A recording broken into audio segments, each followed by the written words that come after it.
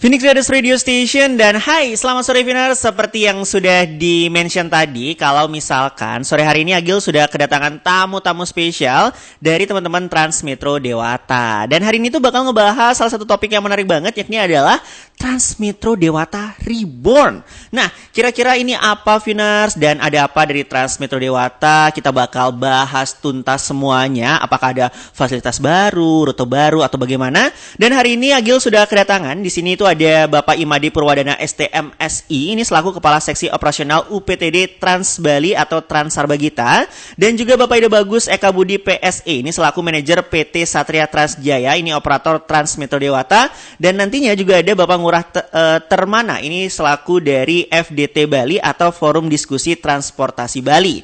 Tapi di segmen yang pertama ini Agil kedatangan di sini ada Bapak Budi dan juga Bapak Purwadana. Selamat sore Bapak Budi dan Bapak Purwadana. Selamat sore Mas Agil, selamat sore Vinas. Selamat sore. Gimana nih kabarnya Bapak-bapak? Kabarnya baik, luar biasa. Wede, mantap sekali. Nih, ini kalau misalkan ngomongin tentang Transmetro Dewata nih, buat Pak Budi nih mungkin. Ini Agil penasaran, kira-kira Transmetro Dewata ini sebenarnya sudah sejak kapan layanan ini tuh kembali beroperasi lagi di Bali gitu Pak? Oke, layanan Transmetro Dewata beroperasi kembali di Bali atau Transmetro Dewata Reborn per tanggal 18 April 2025. Secara resmi tanggal 20, tapi kita mulai uji coba 18 dan 19, resmi beroperasi tanggal 20 April 2025.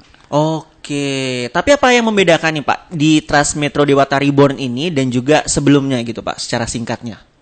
Perbedaannya sih sederhana ya. Perbedaannya itu hanya di pengelolaan atau pemilik layanan.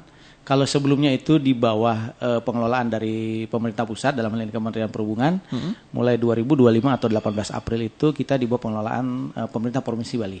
Oh gitu. Nah ini kan berarti kan sempat berhenti Pak, lalu beroperasi kembali. Sebenarnya kenapa ini bisa terjadi dan mungkin apakah ada tantangan terkait hal ini?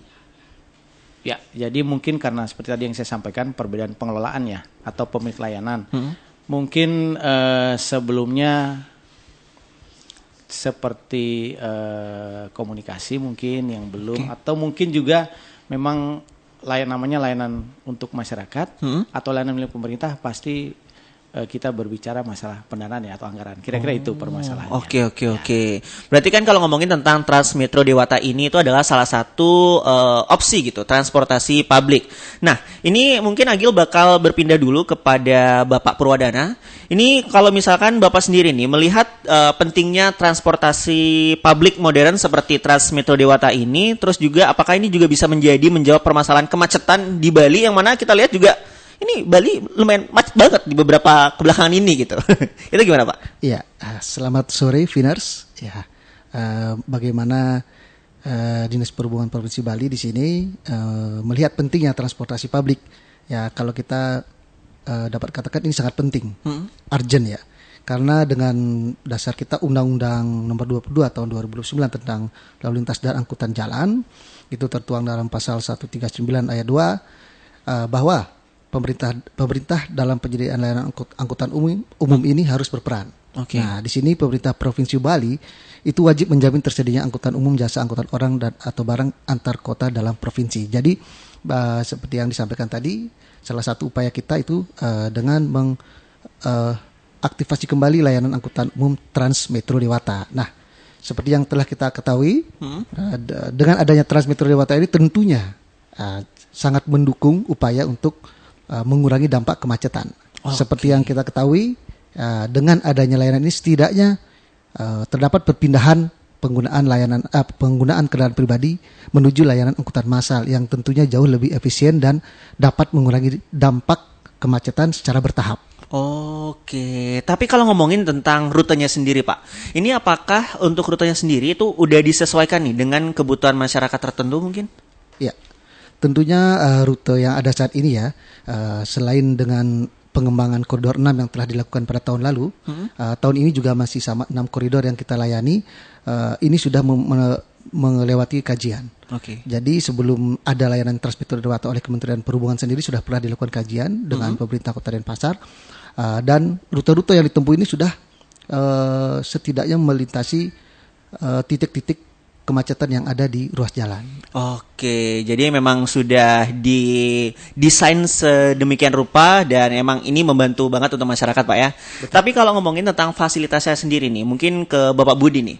Pak Budi mungkin bisa dijelaskan sedikit untuk fasilitas dari Transmetro Dewata Reborn ini sendiri, apakah itu udah maksudnya kayak udah ramah disabilitas atau orang tua atau bahkan anak kecil, itu bagaimana sih, Pak?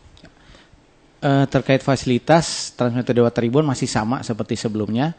Terkait ramah kepada disabilitas, mungkin hanya sebagian ya. Kita juga belum bisa melayani atau ramah terhadap disabilitas di luar netra. Sementara ini seperti itu. Karena apa? Karena memang mekanisme layanannya kita titik henti atau kendaraannya itu dia low deck. Oke. Low deck jadi butuh naik tangga nih. Kalau disabilitas mungkin anggap ya mohon maaf ada orang yang tuna daksa gitu yang kurang, itu agak sulit mungkin.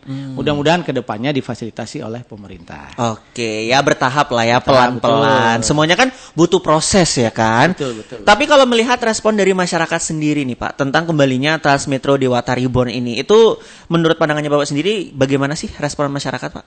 Oke, kalau respon masyarakat sama seperti Transmetro Dewata ini beroperasi, salah satunya juga perjuangan dari masyarakat dan kemudian juga seperti tadi yang Pak Purwo sampaikan, saat ini juga kita di bawah pengelolaan Pemerintah Provinsi Bali, berarti pemerintah Bali memang sudah hadir ya untuk bisa melayani masyarakat yang mudah-mudahan bisa berkelanjutan.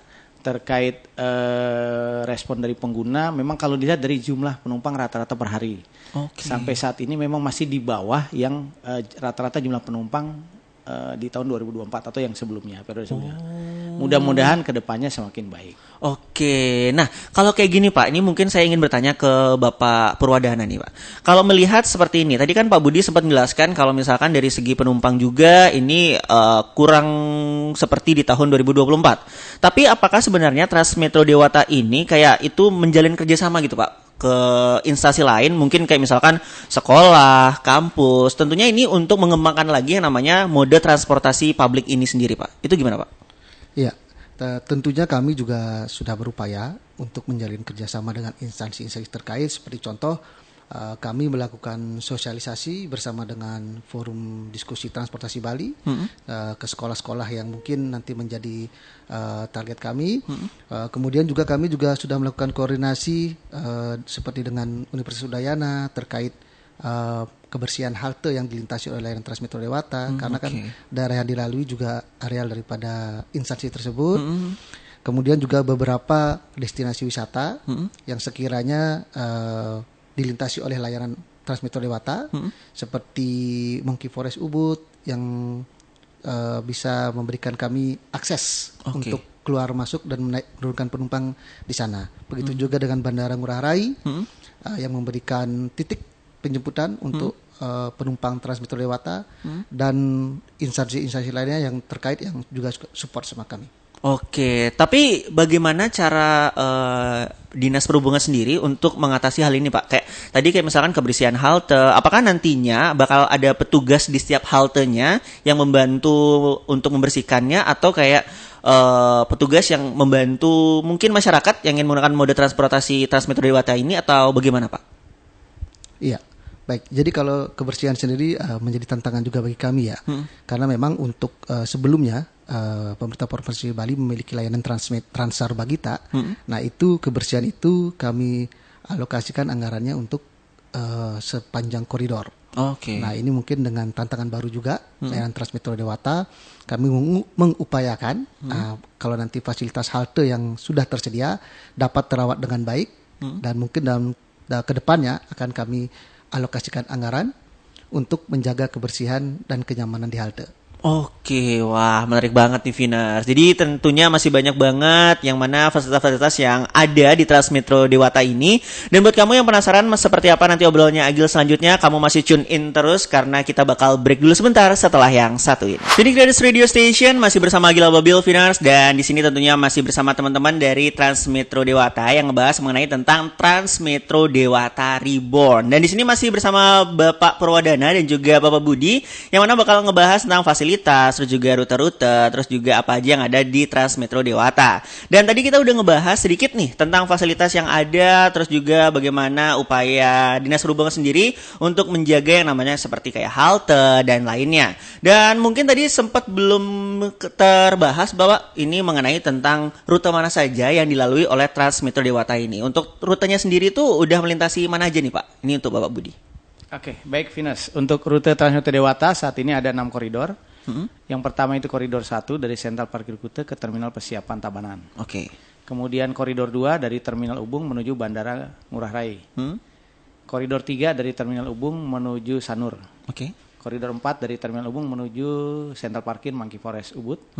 Koridor 5 Sentral Parkir Kuta menuju Kampus Politeknik Negeri Bali dan Titi Bande. Oke. Dan terakhir koridor 6 dari Sentral Parkir Kuta menuju kawasan ITDC Nusa Dua. Oh wow, jadi udah cukup mencakup beberapa wilayah di Bali juga sebenarnya Pak ya. Tapi kalau ngomongin nih Pak tentang Transmetro Dewata sendiri, ini mungkin banyak masih masyarakat yang kurang tahu kalau misalkan Transmetro Dewata ini apakah kita bisa berhenti tiba-tiba atau stop tiba-tiba, itu gimana Pak? Oke. Layanan Transmetro Dewata ini merupakan layanan BRT ya, Bus Rapid Transit, yang tidak bisa naik dan turun di sembarang tempat. Jadi memang harus naik dan turun di tempat tertentu atau titik henti yang sudah ditentukan. Oke. Nah, untuk lebih mudahnya mungkin Venus nih, karena memang untuk anak muda ya, download saja aplikasi Transmetro Dewata. Bisa di App Store maupun Play Store. Oke, berarti dari aplikasi itu udah jelas berarti semua untuk rutenya Pak ya? Siap, untuk rute sudah jelas dan dari aplikasi itu juga kita sudah juga bisa tahu kendaraan mana yang terdekat pada saat kita sudah berada di titik henti Transmetro Dewata. Oke, tapi tadi Pak Budi sempat menjelaskan nih, kalau misalkan di segmen yang pertama bahwa untuk dari segi penumpang sendiri, ini ada perbedaan jauh di tahun ini dan juga tahun 2024. Nah, kalau Pak Purwadana sendiri Pak, melihat hal ini apakah menjadi sebuah tantangan terbesar yang mana ini ada sangkut pautnya dengan kayak pandangan masyarakat tentang transportasi publik gitu Pak? Itu gimana Pak? Iya, baik. Jadi tentunya memang ini menjadi tantangan bagi kami ya untuk meningkatkan pengguna layanan Transmetro Dewata, di mana memang saat berhenti itu tahun 2024 load faktornya cukup tinggi. Dan sekarang dengan 2 bulan sudah beroperasi, hampir 2 bulan, nah itu sudah menunjukkan progres ke arah yang lebih baik, meningkat. Jadi kami akan terus push, mendorong pada masyarakat melakukan sosialisasi dan juga melakukan perluasan informasi kepada masyarakat, menyampaikan informasi sehingga nanti pengguna sendiri akan lebih meningkat animonya untuk menggunakan transportasi publik, terutama Transmetro Dewata. Oke, tapi selain sosialisasi ini Pak, apakah mungkin ada kayak dari Dinas Perhubungan sendiri kayak menjemput bola gitu Pak? Selain tadi kayak bekerja dengan beberapa instansi kayak misalkan kampus atau mungkin kayak kantor-kantor, itu juga bakal bekerja sama juga atau bagaimana Pak? Oh ya, tentunya juga kami terus menjalin kerjasama ya dengan tidak hanya instansi, juga mungkin nanti kita akan merangkul seperti komunitas, pengguna yang kalau sekarang gen apa ya? Istilahnya? Ini Gen Z. Gen Z ya. Ya, mungkin itu nanti akan kami terus push juga dan kedepannya kami mempunyai planning untuk sosialisasi ke sekolah-sekolah ini. Jadi kita akan menekankan bagaimana penggunaan layanan angkutan umum sejak usia sekolah. Jadi supaya mulai meningkat ini, bagaimana pandangan mereka terhadap transportasi publik. Oke, nah ini kalau mengenai tentang saran masyarakat nih Pak, ini kan ada nih beberapa titik henti atau mungkin trotoar yang perlu diperbaiki. Nah, apakah ini sudah atau akan ada upaya nih dari Dinas Perhubungan sendiri untuk memenuhinya Pak? Ini gimana Pak? Baik, terkait dengan titik henti ya, usulan daripada masyarakat itu sudah kami tampung. Kami juga sudah melakukan rapat evaluasi rutin bulanan, di mana usulan tersebut sudah kami sampaikan kepada yang berwenang. Terkait dengan titik halte beberapa sudah kami tidak lanjut. Terkait usulan seperti masyarakat untuk menggeser karena mungkin lokasinya tidak strategis ataupun kurang terjangkau. Nah, itu sudah kami lakukan upaya penanganan. Terkait dengan trotoar, karena ini bidang kewenangannya kalau jalan ya itu di Dinas PU Perkim. Jadi sudah kami lakukan koordinasi juga bagaimana kedepannya usulan masyarakat itu ditampung dan segera ditangani. Karena seperti yang kita ketahui kan sebagian besar mungkin masyarakat melihatnya mungkin itu urusan perhubungan, tapi ini mungkin urusan antar instansi sebenarnya nanti ya kita. Panjang lah prosesnya Pak ya. Iya. Tapi kalau misalkan nih Pak, ini melihat saran masyarakat juga dari apa yang terjadi di masyarakat selama ini, kira-kira selain tadi kayak misalkan masalah titik henti atau mungkin dari fasilitas kayak trotoar, itu apalagi sih yang menjadi concern masyarakat tentang Transmetro Dewata ini atau mode transportasi publik ini sendiri Pak? Iya. Tentunya juga masyarakat mengharapkan ya ke depannya ini adanya perluasan jangkauan layanan. Ya, sekarang 6 koridor layanan Transmetro Dewata dan kita juga masih punya dua layanan Trans Sarbagita ya, yang melayani dari Gor Ngurah Rai ke Jimbaran, kampus Bukit Jimbaran, dan juga ada satu layanan yang sudah kita launching juga yang kemarin dari Denpasar ke Gianyar. Nah, jadi selain perluasan jangkauan layanan, juga masyarakat menginginkan adanya fasilitas infrastruktur seperti halte yang perlu diadakan. Nah, itu sudah kami upayakan untuk mengusulkan dalam rencana kegiatan anggaran tahun 2026. Astungkara ini bisa mendapatkan perhatian. Amin.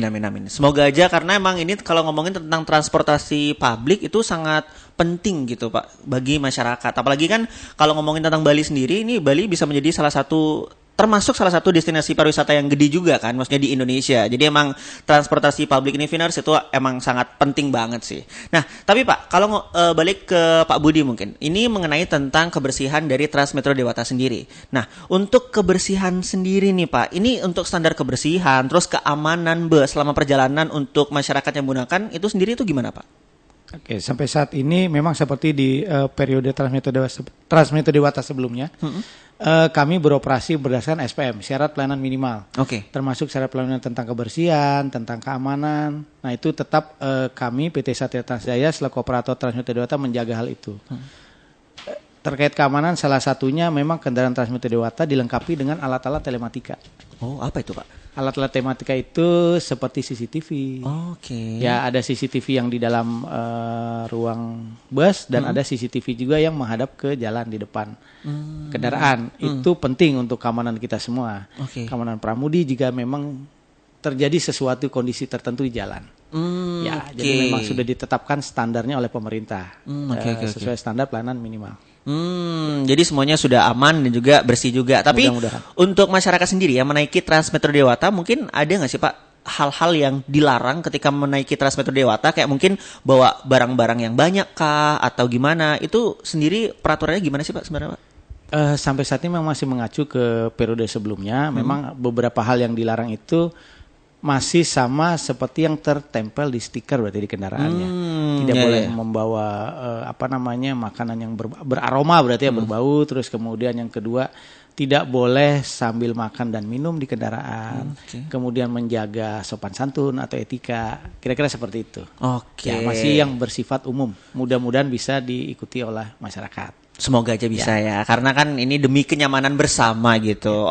Wah, ini makin menarik banget Vinars, tapi tenang, kamu masih bisa dengerin obrolnya Gil, karena nanti di segmen ketiga kita tuh bakal kehadiran ini bisa dibilang menjadi salah satu masyarakat yang mana ini tergabung dalam FDT Bali atau Forum Diskusi Transportasi Bali. Nanti di segmen terakhir, di segmen ketiga, nanti Agil bakal ngobrol juga barengan sama Bapak Ngurah Termana. Ini Creators Radio Station, masih bersama Agil Ababil Vinars, dan tentunya masih ngobrolin tentang Transmetro Dewata Reborn. Dan di segmen terakhir ini, Agil sudah kedatangan nih, ada Bapak Ngurah Termana, ini selaku dari Forum Diskusi Transportasi Bali atau FDT Bali. Dan masih bersama juga Bapak Budi. Jadi selamat sore dulu buat Bapak Ngurah. Apa kabarnya Bapak Ngurah? Baik, terima kasih. Jadi bisa dibilang Bapak Ngurah ini adalah salah satu pelanggan setia gitu dari Transmetro Dewata. Tentu. Tapi Pak, ini kan di tahun 2024 berarti ya. Ini Transmetro Dewata tuh sempat berhenti dan akhirnya kembali beroperasi lagi. Nah, sebagai seorang pengguna setia nih Pak,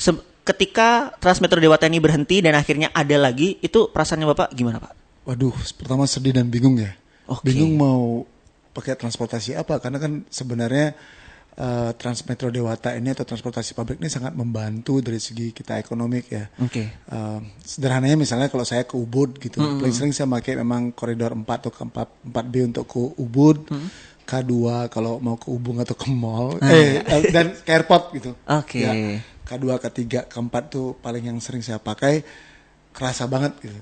Misalnya kalau ke Ubud 4.400 untuk jarak saya tinggal yang di dekat Tohpati itu sangat membantu sekali gitu. Bayangkan kalau kemudian saya harus pakai online gitu, berapa biaya yang harus saya keluarkan gitu. Hampir ketika nggak ada Transmetro Dewata, pengeluaran saya untuk bertransportasi itu 300% meningkat. Oh wow, itu cukup banyak banget dong Pak. Banget. Dan itu sisanya bisa dibuat jajan kan? Wih. Jajan cilok gitu kan. Sepakat. Nah, tapi Pak, kalau ngomongin tentang Transmetro Dewata juga nih. Kalau misalkan Bapak sendiri tadi kan biasanya digunakan untuk kayak misalkan ke mall atau ke Ubud. Itu dalam seminggu atau sehari frekuensi Bapak naik Transmetro Dewata itu berapa kali biasanya Pak? Jujur ya, karena mungkin masukan juga, semoga nanti rutenya ditambah gitu. Oh, oke. Kalau sekarang masih nyampur antara pakai kendaraan pribadi atau naik motor dengan naik Transmetro Dewata. Frekuensinya mungkin ya 2 hari sekali gitu pakai Transmetro Dewata gitu, atau sehari 2 hari gitu. Lebih sering pakai, tapi juga dengan keluarga sih lebih sering juga. Kalau kebetulan kampung di Gianyar gitu, kalau pulang dari Topati ya pakai K4 gitu, turun di Dimas. Oh, sangat jauh menghemat biaya berarti Pak ya? Tentu. Oke, nah ini Pak Budi, ini tadi kan Pak Ngurah udah bilang kalau ini sangat menghemat biaya untuk Pak Ngurah sendiri dalam beraktivitas nih. Nah, kalau untuk tarifnya sendiri Pak, ini tarif Transmetro Dewata untuk yang sekarang Transmetro Dewata Reborn itu gimana Pak? Oke, untuk tarif Transmetro Dewata ada 3 jenis tarif. Yang pertama tarif umum. Oke. Itu harganya 4.400 per sekali jalan. Kemudian yang kedua ada tarif khusus. Tarif khusus itu untuk segmen pengguna pelajar sampai mahasiswa S1, kemudian lansia dan penyandang disabilitas. Itu tarifnya 2.000. Dan yang ketiga itu tarif integrasi Rp0. Oke. Cuman tarif integrasi yang ketiga itu hanya untuk masyarakat atau pengguna yang membayar atau menggunakan Transmetro Dewata melakukan pembayaran dengan kartu uang elektronik. Oke. Nah, untuk membayar sendiri apakah hanya bisa menggunakan kartu elektronik aja atau bagaimana Pak? Oke, untuk mendapatkan 3 jenis tarif itu memang mau tidak mau harus pakai kartu elektronik. Oke. Tapi tidak hanya dengan kartu elektronik, kita juga bisa melakukan pembayaran dengan kris. Ya, tinggal di-scan aja ya? Ya, tinggal scan. Kemudian mungkin ke depannya ini teman-teman dari IT Transmetro Dewata akan mencoba mengembangkan namanya kris-tab. Oke. Ya, sekarang kan masyarakat juga sudah terbiasa menggunakan kris-tab ya jika berbelanja di toko-toko modern. Benar-benar. Kedepannya itu bisa diakomodir di layanan Transmetro Dewata. Jadi memperbanyak kanal pembayaran. Oke, jadi mempermudah juga ya. Mempermudah, betul. Oke, baik. Nah, balik lagi mungkin ke Bapak Ngurah nih. Kalau Bapak Ngurah sendiri melihat Transmetro Dewata ini sendiri itu gimana Pak tentang fasilitas atau mungkin dari kayak bisnya sendiri, terus juga yang teknologinya. Apakah ini layak banget untuk direkomendasikan untuk masyarakat luas yang lagi mendengarkan sore hari ini, Pak? Tentu ya, sangat layak. Saya pikir Transmetro Dewata sudah bisa menjadi acuan transportasi umum di Bali yang yang memiliki kualitas layanan yang baik gitu. Yang pertama, bisnya bersih. Kedua, kita bisa track nih di aplikasi. Yeah. Jadi kalau mau jalan ke halte itu kita lihat, bisnya sampai mana nih, track. Terus harganya terjangkau. Ketiga, kalau kita bisa di dalamnya itu nyaman gitu. Dan keempat, di aplikasi gitu, kalau ada kita merasa tidak nyaman dengan ada metode semacam monitoring, kita bisa komplain langsung gitu. Oh, kayak kritik dan saran gitu langsung ya. Oke. Kan jarang ya kalau dulu ya, kalau ngelihat ini penting banget bagi konsumen ketika kita merasa nggak nyaman akan sebuah fasilitas publik itu, kita juga menjadi bagian yang mengontrol sekaligus gitu. Dan saya pikir itu yang bisa menjadi acuan bahwasannya transportasi publik khususnya bis atau transportasi darat itu seperti bisa menjadi acuannya di Transmetro Dewata. Oke, tapi kalau misalkan dari pribadinya Bapak Ngurah sendiri, sebenarnya sebagai seorang konsumen, apa sih harapan Bapak mengenai tentang transportasi atau moda transportasi publik di Bali sendiri untuk kedepannya gitu Pak? Wah, kalau saya tentu transportasi publik ini adalah sebuah kebutuhan yang kalau dibilang salah satu kebutuhan yang pokok ya. Karena kenapa? Terbukti ketika Transmetro Dewata tidak ada, itu peningkatan Ya, kalau saya membahasakan, aduh terjadi pemiskinan nih pada diri saya gitu. Pemiskinan yang terstruktur gitu.